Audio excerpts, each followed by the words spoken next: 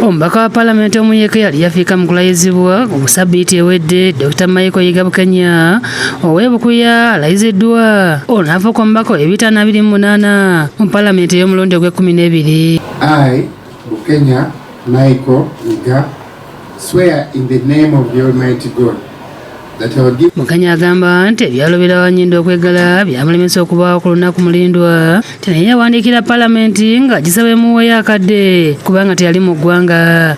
So bw'obeera n'obuvunaanyizibwa obulala osobola okutegeeza kiraaka nti olinawo ebikusomoozezza ate era n'akukkiriza nga bw'ayogedde ate era n'omala n'ojja n'okola ki n'olayira.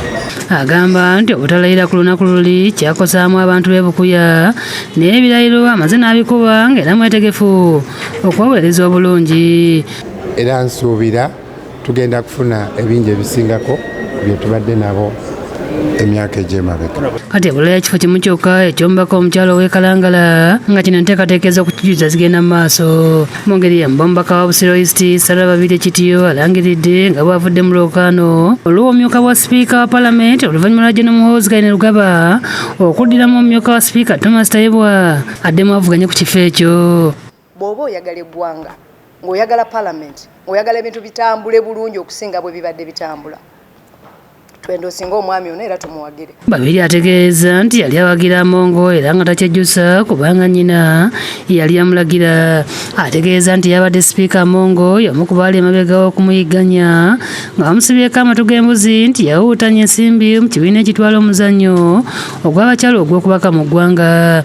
Omusango gw'ennazza ogwantwaza eruzira ogwanyonoonesa erinnya lyange ogwaleeta obulumi buno bwonna ku baana bange ne ku bakadde bange kwali kukola bwesimbu n'empeereza omupiira gw'okubaka n'omutima gwange gwonna ne gumanyika nnyo ne guyitimuka nnyo ne gukola ebyamagero okusinga omupiira gw'ebigere. Kakati ab'omupiira gw'ebigere balina kulwana kunzijawo basigale nga be bakabaka. Mufube omu ate omubaka w'Emiyaga Theodore Ssekikubo avuddemu omwasi ku by'okunoonyeza ku sipiika wa Paalamenti Anita Amongo n'ategeeza nti buli kimu ekigenda mu maaso kimugwanidde kubanga baamulabula nga tawulira.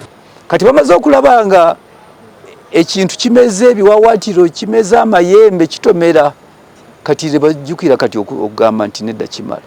Nze ndowooza nti no baba kubanga baatuwa omwagaanya twandigogodde bulungi Paalamenti. Ssekikubo agamba nti obubbi bw'ensimbi obukumpanya n'obulyake baali babulaba dda ne bagezaako okutaasa embeera nga bayita mu kiteeso eky'okujja obwesige mu bakamisona ba Paalamenti wabula sipiika Amongo n'abalemesa okwonja ekiteeso kyabwe eri Paalamenti.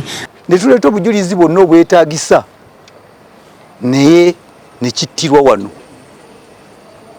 ku fulo ya Paalamenti ne kitaweebwa mukisa kutuuka ekiteeso ekyo.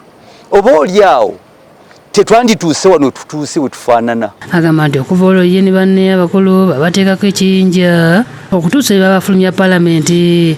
Ssekikubo agamba nti sipiika Amongo takomye kuttattana Paalamenti wabula atabangudde n'ebitongole bya gavumenti ebirala omuli essiga eddamuzi n'akakiiko k'ebyokulonda ne bituuka n'okutambulira mu nkwawa ze ng'alinga nti yabifuga. Bw'otunuulira ekibiina kyange kya NRM okuva ku Electoral Commission ya NRM tunuulira National Electoral Commission eya Justice byabakama mutunuulire kooti. Lwaki kooti zibadde nga zizinira ku ntoli za muntu omu ng'ate balayira okukuuma n'okunyweza ssemateeka w'eggwanga. Ono alumiriza nti Amongo abadde atandise okwepima mu ntebe ennene eya President Museveni era ng'abadde aleka ab'ebyokwerinda bawuliziganya nabo nga noona ewavudde obuzibu. Mu nkiiko nti mulaba omukyala bwakoze ebirungi n'obwa pulezidenti abusobola babyogeranga. Kati ndowooza ebyo bye bizuukusiza abakulu ne batunula ne bagamba owange ekigambo nga kituuse wala. Wabula Ssekikubo atubuulidde bwe kyamuyisa sipiika Amongo bwe yamutabukira lumu mu Paalamenti ng'alemedde ku nsonga y'enguzi n'amutegeeza nti byali ayogera byali bya bwewusa. Namanya nti n'ekyokunvuma nonsense yali mugezigezi nga ayagala kunzija ku mulamwa kubanga olwandingambye nonsense nandimugambye you a thief oba you are stupid nenzi saddamu nga mulaba antwala nzije ku mulamwa. Kati abaliddawo abalisoma ebyafaayo balizuula ani yali nonsense. Freddy Kajubi yakusakidde eggulu eno ku Lwabukedde TV.